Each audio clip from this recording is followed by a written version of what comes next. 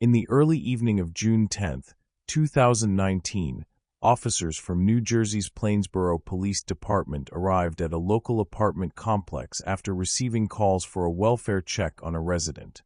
There had been concerns that the person living in one of the second-floor units hadn't been reachable. Everything seemed routine. The person had been seen earlier that day, and no immediate cause for alarm was apparent, but the police were there to check things out, to make sure everything was okay. When they arrived at the apartment, there were no signs of trouble. The door was closed and locked, and everything appeared normal from the outside. But, it turned out, the appearance of normalcy was deceiving. Behind that door, something devastating was waiting. The chilling reality of what they would soon discover was made even more unsettling by the twisted explanation that would follow. Earlier that day, a woman named Carolyn Byington had started her Monday like any other. She drove to her office in a shared corporate building on the outskirts of Princeton. Carolyn worked as a market research project manager at Engine Group, a marketing agency. It was a good job, and she had already earned a couple of promotions since starting there in 2016. Things were going well. At just 26 years old, Carolyn had already accomplished a lot. She was a college graduate, had traveled the world, and had settled into a promising career with plenty of room for growth.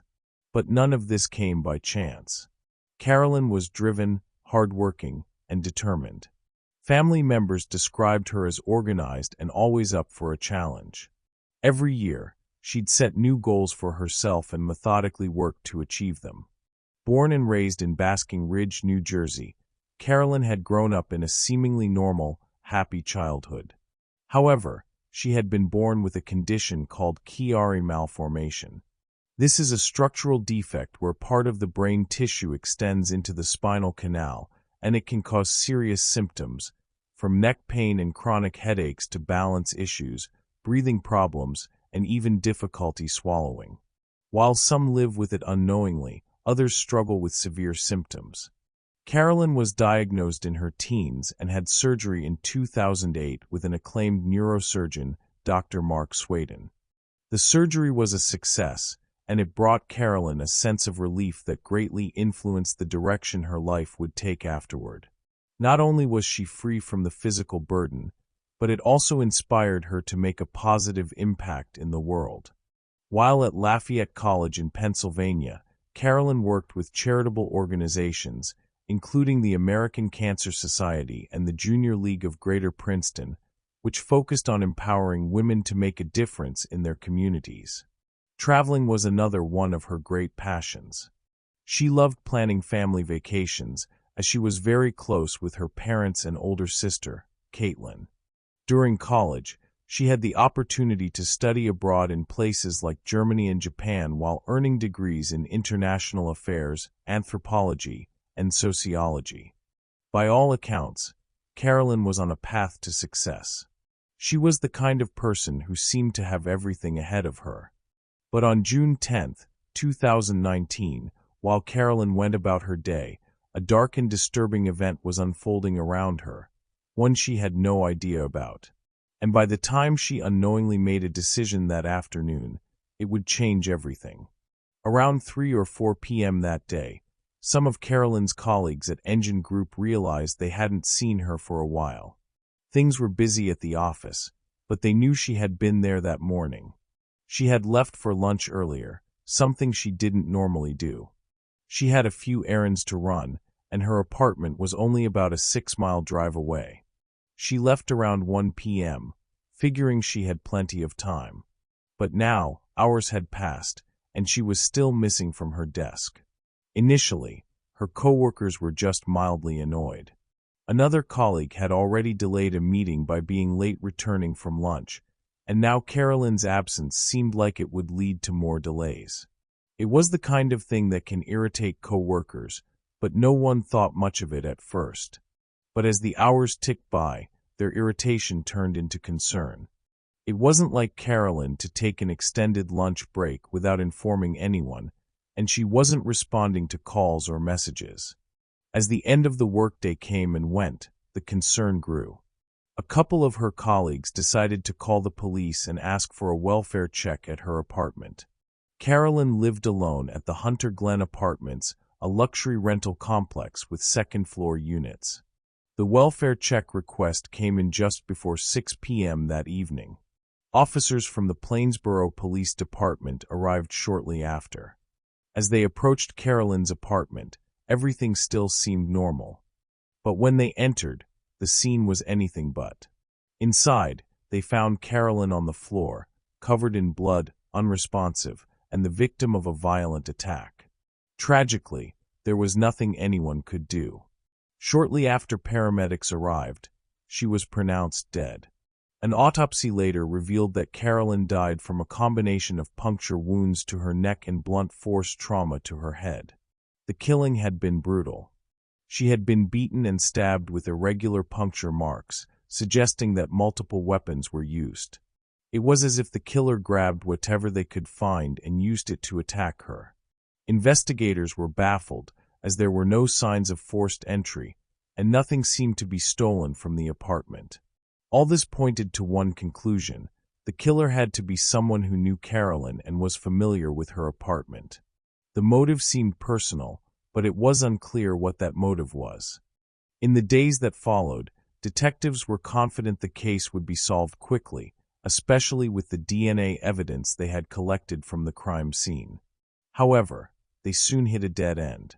Initial interviews with people close to Carolyn didn't lead anywhere, and the apartment complex lacked sufficient surveillance cameras to help identify the killer.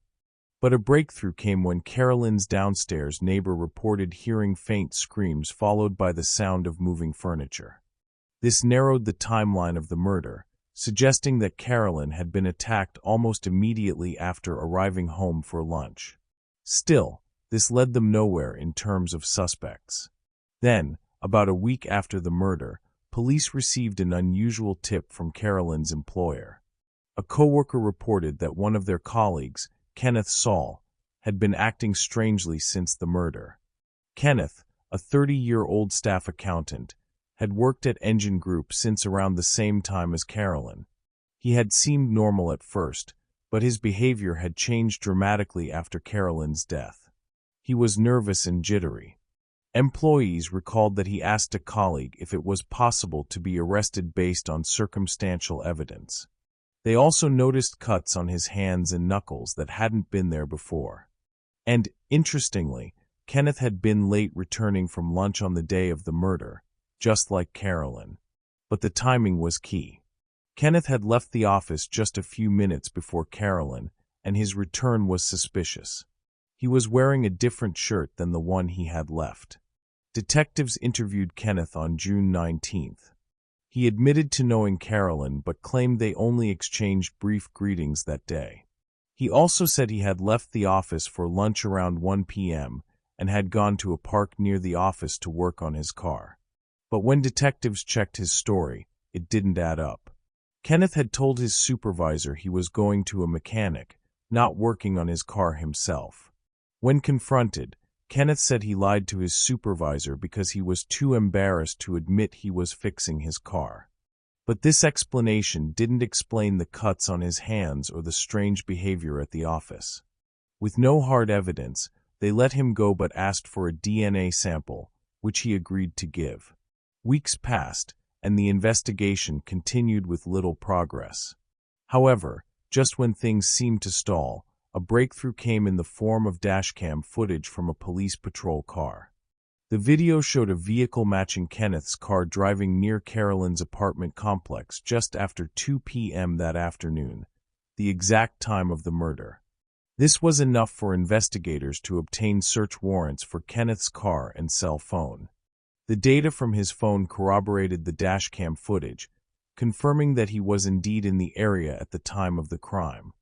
To make things worse for Kenneth, the DNA analysis came back showing that his DNA matched a sample found under Carolyn's fingernails. On August 21st, about 2.5 months after the murder, Kenneth was arrested. He was charged with first-degree murder and a third-degree weapons violation. But as investigators looked deeper into his actions, more questions arose. Why had Kenneth killed Carolyn? How had he managed to enter her apartment without leaving signs of forced entry? And why had he been at her apartment that day? As it turned out, Kenneth wasn't willing to go down without a fight. He rejected a 30-year plea deal, hoping to manipulate the legal system further. While in jail awaiting trial, Kenneth concocted a bizarre and disturbing plot to create a copycat murder to make it seem like a serial killer was at work. He convinced one of his cellmates to murder someone else, framing an innocent person and planting a confession note. He even provided details to match Carolyn's murder, offering $15,000 if the plot succeeded. But the cellmate refused and cooperated with investigators, recording conversations with Kenneth, which exposed the full extent of his plan. During a search of Kenneth's cell, guards found fake confession notes and evidence of his plot. With his scheme unraveled just weeks before his trial, Kenneth finally confessed to his role in Carolyn's death. He admitted to being obsessed with her for months before the murder, stealing a copy of her apartment key and secretly installing hidden cameras to spy on her. On the day of the murder, when Carolyn arrived home unexpectedly, Kenneth was caught hiding behind her door. Instead of fleeing, he attacked, using whatever tools he could grab. At his sentencing, Kenneth expressed remorse, apologizing to Carolyn's family, his own, and his daughter. However, despite his words, the damage was done. Carolyn's family spoke of the profound loss they felt. Her sister Caitlin talked about how Carolyn was supposed to be the maid of honor at her wedding. Her mother, Jennifer, delivered a heartbreaking statement, saying, "But no more hugs are coming. I try to accept her death every day." Kenneth was sentenced to 55 years in prison, with his earliest eligible parole date set for May 20th, 2066. Carolyn's family set up a donation page in her name, supporting research for the doctor who had treated her Chiari malformation. Carolyn's life was taken far too soon, but her legacy of kindness and giving lived on.